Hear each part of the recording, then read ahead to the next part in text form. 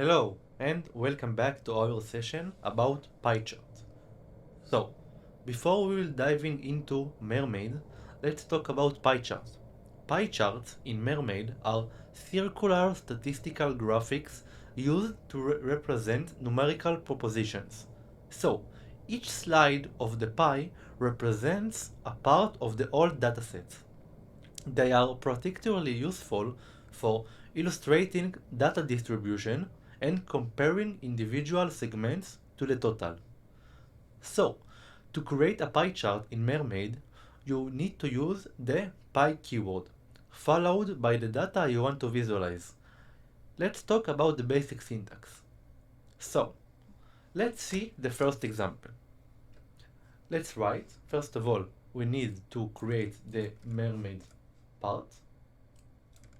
Let's copy and paste some of them for the examples.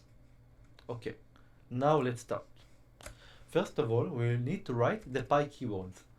As you can see, now we have a circle of pie. Let's continue. Now, the title.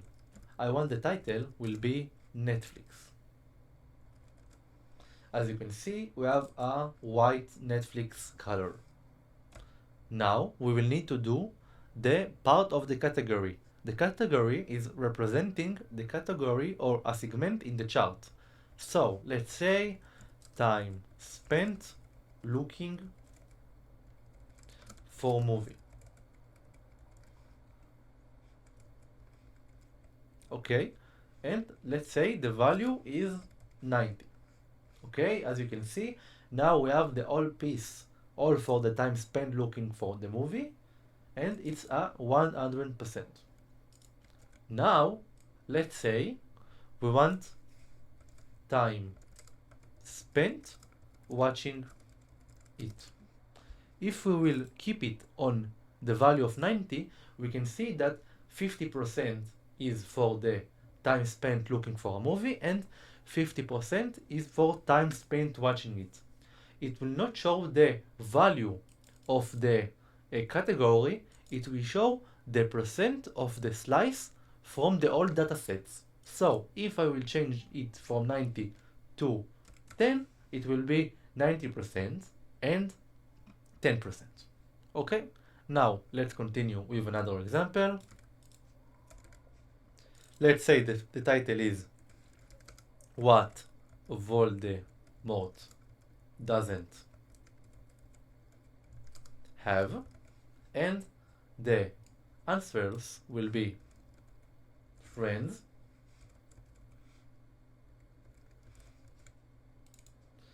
family, or nose. Let's say that 45 people chose for nose, 3 family, and 2 friends. Now, let's say I don't want this theme, so let's change it for a default theme. So we will do init. Init will have a dict inside it of theme, and the value will be default. As you can see, now we have a default theme of pie. Okay, let's continue for the last example in our lesson. Let's copy and paste it. Let's change it for, let's choose elements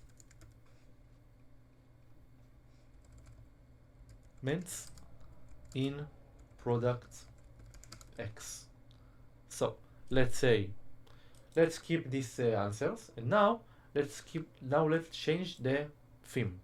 Now I want not the theme, I want pie. So the key is pie, and the value will be text position. So I want to keep the dots, and let's change it to text position. I want the text position will be with a value of 0.5. Okay, and in addition to that, I want to have a theme variable. So I want a theme variable. What I want to do in the theme variable is the following.